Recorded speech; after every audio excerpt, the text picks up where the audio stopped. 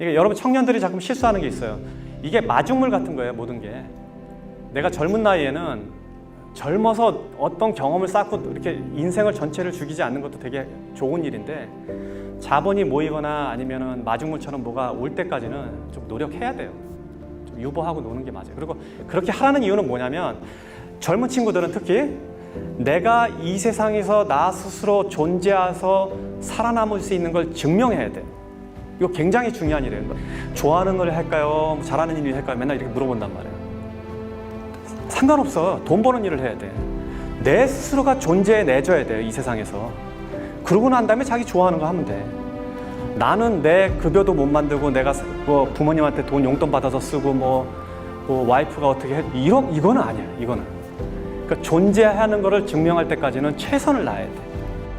일주일에 한 번은 서점에 들른다. 갈 때마다 느끼는 것이지만 경제, 돈 관련된 책들은 언제나 가장 핫하다. 특히나 요즘 몇 년 더더욱 그런 것 같다. 내가 진짜 자본주의 사회에 살고 있음이 강력하게 느껴진다. 그리고 역설적으로 사람들이 얼마나 돈 걱정에서 자유로워지고 싶어 하는지 알 수 있다. 여기 수많은 책들 중 이 한 권의 책을 소개하려고 한다. 7번의 사업 실패 끝에 만 40세에 마지막으로 도전한 도시락 사업이 지금은 세계에서 가장 큰 도시락 기업 스노우폭스가 되었으며 이미 5천억이 넘는 자산을 소유한 그는 우리들에게 돈에 관한 핵심 조언을 아낌없이 전해주고 있다. 아직 늦지 않았다. 반드시 우리도 각자가 생각하는 부자가 될 수 있다. 보통 돈을 많이 벌면 부자가 되는 줄 알죠? 그게 일반적으로 사람들이 생각하는 방법이에요. 근데 실제로는 제 주변에 부자 거지들도 엄청 많아요. 몇 가지 돈에 대한 오해하고 있는 다른 능력들이 있어요. 첫 번째는 돈을 버는 능력, 돈을 모으는 능력, 돈을 쓰는 능력, 돈을 불리는 능력, 유지하는 능력. 이것은 다 각기 다른 능력이에요. 이게 각기 다 다른 능력이라는 걸 이해해야 돼요. 그래서 돈만 많이 벌면 부자가 되는구나 라고 생각하는 사람들은 그 돈을 유지할 수 없게 돼요. 불릴 수도 없게 돼요. 돈을 많이 벌면 행복할까요? 돈을 많이 번다고 실제로 반드시 행복하지는 않아요. 그거는 사실이에요. 그런데 여러분들 안에 지금 수많은 걱정들이 있을 거예요, 현재.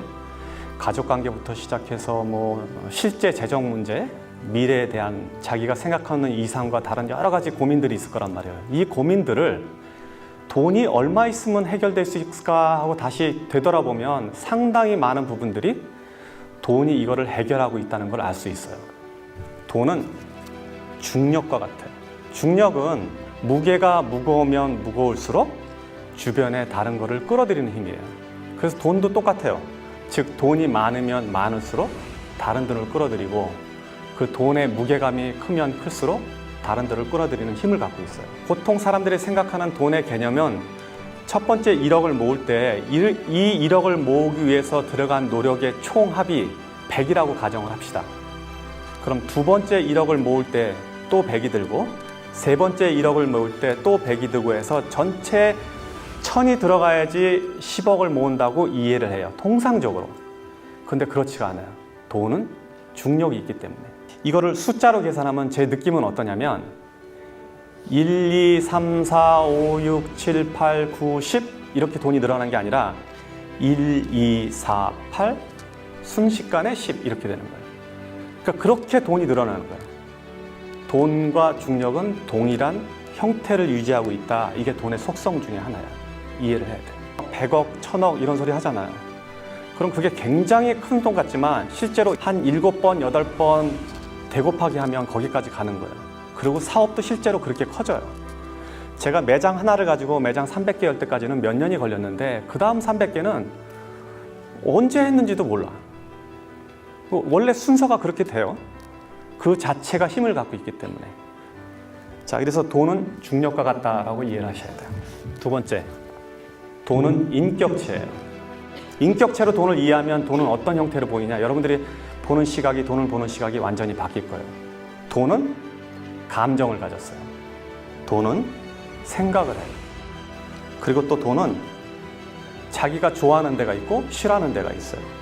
그리고 돈은 헤어지는 것을 싫어하고 함께 모여있는 걸 좋아해요. 돈은 그래서 몰려다녀요. 그러니까 잔돈을, 작은 돈을 함부로 낭비하면 큰 돈을 모을 수 없는 것은 당연한 이치예요. 그리고 돈은 감정을 가졌어요. 그래서 여러분들이 돈을 벌었는데 이 돈을 아무 데다 함부로 쓰잖아요. 뭐 술집에 가서 탕진을 한다든지 도박을 한다든지 아니면 이유 없이 사치를 한다든지, 그러면 돈을 감정을 가졌기 때문에 나를 이렇게 대하는구나 이 사람은, 그렇게 생각하고 돈은 여러분들을 떠날 거예요. 왜냐하면 돈은 자기를 갖다가 하찮게 대하는 사람들을 옆에 두지 않기 때문에 그래요. 또 돈은 생각을 가졌습니다. 생각이 있기 때문에 여러분들이 무슨 행동을 하는지 면밀히 이해하고 있다가 갈까 말까를 결정하고 생각을 가졌기 때문에 여러분들이 좋은 일에 돈을 쓰면 그 돈은 다시 돌아와요. 그래서 작은 돈은 아껴야 되고 큰 돈은 제대로 보내줘야 돼요. 이게 돈을 쓰는 방식 중에 하나예요. 그래서 돈은 인격체다라고 이해를 해줘야 돼요. 일정하게 들어오는 돈은 불규칙한 돈보다 힘이 세다. 사업이나 자기 생활에서 이거를 이해 못하는 사람들은 절대 돈을 못 모읍니다. 일정하게 들어오는 돈은 일정하게 들어오는 것 자체가 어마어마한 힘이에요. 일정하게 들어오는 돈은 한 번에 몰려다니는 돈보다 힘이 세요. 무슨 얘기냐면 매달 100만 원씩 버는 사람은 1년 내내 굶다가 어느 날 1000만 원 버는 사람보다 힘이 세다는 얘기예요. 이거를 캐시플로우라고 얘기해요. 일정하게 물이 들어오는 거.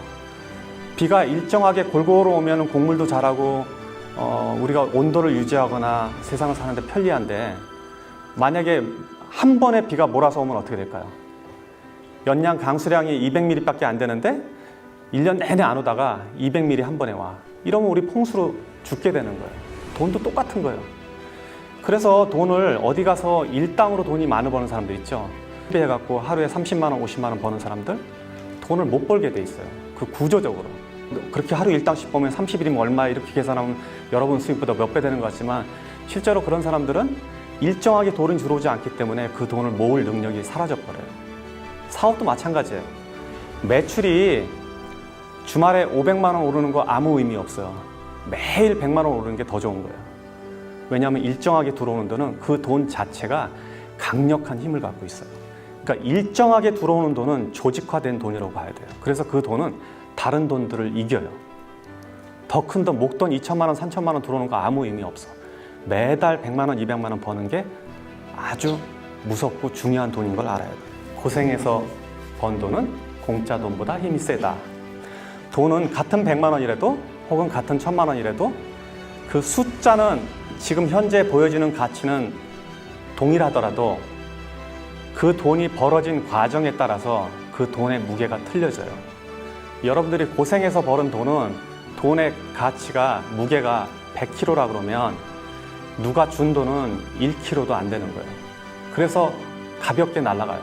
이치를 아시겠죠? 그런 돈은 그냥 흩어져 버려요. 복권에 당첨됐다든지 갑자기 사업을 해서 돈을 벌었다든지 혹은 누가 줬다든지 유산으로 받았다든지 땅값이 갑자기 올라서 떼부자가 됐다든지 이런 사람들의 돈은 같은 1억이라도 내가 벌어서 꾸준히 모아서 적금 들어서 벌은 돈이라고는 전혀 다른 가치를 갖고 있는 거예요. 사실 성공이라는 거는, 한 사람의 성공은 그 이면에 굉장히 많은 사람의 슬픔과 고생을 바닥에 두고 있어요. 돈은 몰려다니기 때문에. 그래서 성공한 사람들이 하는 실수가 뭐냐면 지금 이런 거를 잘 지키지 않는 게 보통 성공한 사람들이 흔히 하는 실수예요. 성공이 근본적으로 많은 슬픔과 불행을 깔고 있다는 얘기는 뭐냐면 그 깔은 자체가 마치 가시처럼 이렇게 앉아 있거든요. 그래서 그 가시를 다독이지 않으면 결국 가시는 내 몸을 찔러서 돈을 많이 벌어도 다시 돈을 흩어지게 만드는 힘을 갖는다고요. 이 원리를 이해하지 못하는 많은 창업가들, 사업가들 혹은 젊은 친구들이 사업에 나가서 많은 돈을 벌었을 때 불과 몇 년 만에 혹은 순식간에 다시 바닥으로 내려앉는 것은 당연한 이치예요. 나는 경험에 돈을 쓰는 건 괜찮다고 봐요. 여기서 경험 그러면 이 경험을 어떻게 해석하느냐 틀려요. 그러니까 본인이 경험이라고 우기는 게 진짜 경험인지를 한번 점검해야 돼요. 내가 말하는 경험은 뭐냐면 이 경험이 나를 더 고양시킬 수 있는가 이거. 책값 이런 거 쓰는 거 괜찮아요. 자, 소비 수준이라는 거는 이게 내가 필요한 건가 아니면 그냥 필요한 것이 아니고 그냥 욕구인가를 구분해야 돼요. 특히 자산이 모아지기 전까지는. 여러분들이 언제 일을 그만둘 수 있는지 알아요? 여러분의 월급이 만약에 200만 원이라면 한 달에 200만 원 정도 돈이 나오는 어떤 구조까지 갈 때는 돈을 모아야 돼. 그럼 200만 원 정도 나오는 부동산을 사려면 부동산이 얼마일까 계산해 본 적 있어요? 그러고 나서 200만 원 정도, 300만 원 정도의 월세가 나올 정도 되면 그 정도의 소비 수준만 유지하면 평생 일 안 해도 되는 거잖아요. 그 구조로 가는 거예요, 전부 다. 부자라는 거예요. 그걸 이해하지 못하면 계속 똑같은 생활을 하는 거죠. 그래서 처음에 그렇게 하면 안 돼. 처음에 되게 잘 모아야 돼. 악착같이 모아야 돼.